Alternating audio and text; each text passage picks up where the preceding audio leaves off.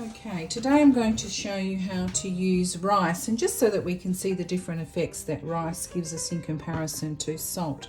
So the first thing I'm going to do is going to tape it to the board.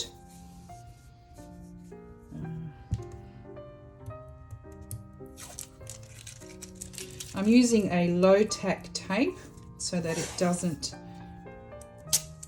tear the paper, and it gives me a bit of a border to play around. Sometimes all these little experiments, whether they work out or not, they go into my little folio, and I use them for different ideas, and I know that I've explored them and see if they work. Even if they don't work, I reconstitute them and do other things to it,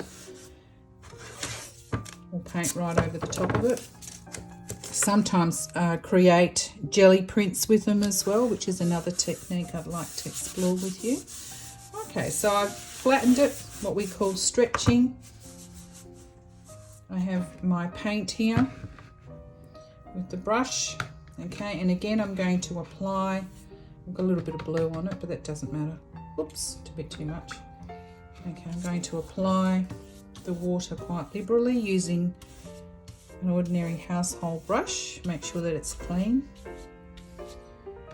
Quite a lot of water on it. I've just mixed up some watercolour pigment. I'm going to add to the brush. You can use a different brush if you want, but I'm not going to use this brush again. Usually I have several brushes. I like the way that it's just running and bleeding. Work pretty quickly with it. Try and get right across.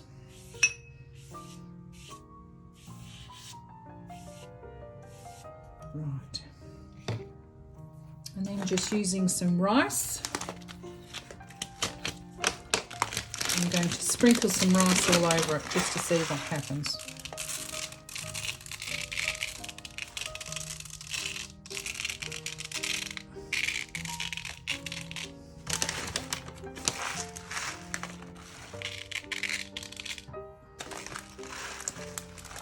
And you'll find the areas that it's pulled a bit more, as in the colour, will work better than some areas. So sometimes you want to take, you can be quite liberal with the rice. You want to take some water and just spritz it a little bit. So by spritzing it, you can actually see some of the detail that as the water lands on the watercolour paper, you're getting a different effect again. And sometimes I like to also use some of the water that's in here in a spray bottle like this. I bought this from a hardware store for a few dollars. Pour a little bit in. Hopefully I won't make a mess here. Oops, not a good idea. Okay. Alright, so just spritzing it, or just adding, I'm going to wipe up just here, adding a little bit of colour, even if you flick it through. Oh, that's quite a nice effect. That was a nice, oh, that looks lovely. Okay. Might just do that. It's still wet, so it's going to bleed. I find that the Art Spectrum watercolour papers probably work, paints work better than the acrylics. Acrylics seem to be a little bit thick, but sometimes I don't have colour, or all the colours I want. Okay, so I'm going to try and spritz it with a bit of water, see what happens. You can also use solvents, and you're going to get a different effect again with the solvents. Okay, so now what I'm going to do is I'm actually going to leave that for about 24 hours until it dries. And as you can see, it's starting to buckle a little bit. I don't have pigment everywhere, but I think the effects are going to be quite lovely because I don't have a flat colour happening. You can apply a little bit more colour if you wish, and you will get different contrasts happening, but I quite like that contrast between having the paper quite light and then the green. You can keep applying. I'm just a bit worried that the paper is starting to buckle, which it shouldn't do, but maybe I didn't stretch it enough. So that's one thing you need to sort of take notice of, is to make sure that it is stretched considerably.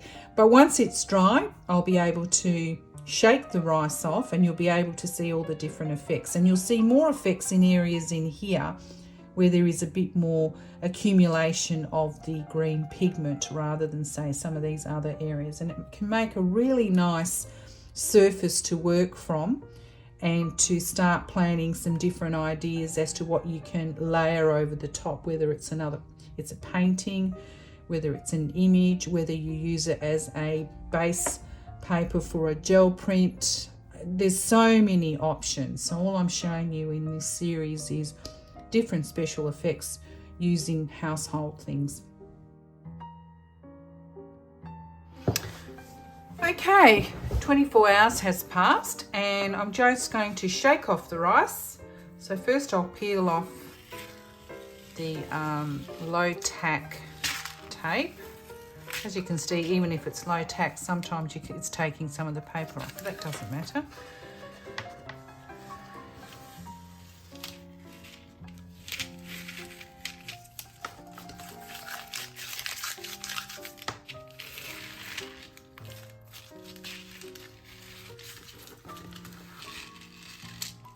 Right, it's come off really well. Okay.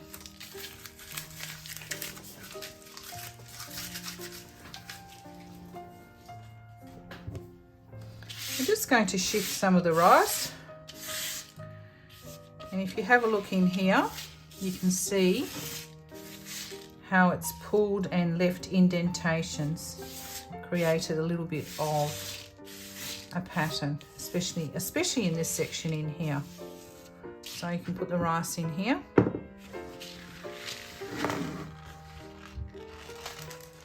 And you might be able to use it for something else. So children's art, for instance, where they can collage things. So put that out the way. Okay, so if you have a look in here, just in here,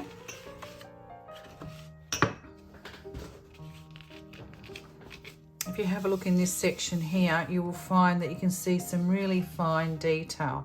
That looks like quite a nice piece, and all I did was use one colour. I like the way that I spritz the water and it's sort of accumulated and created these furry, feathery types of designs and lines that you can actually look at. So with this, you can continue adding layers to it. You might want to do something else with it. You might want to put a portrait in it. You might want to draw back into it using felt tip pen. There's hundreds of different options, but all I'm doing is just showing you, just by using rice, how you can actually texture it.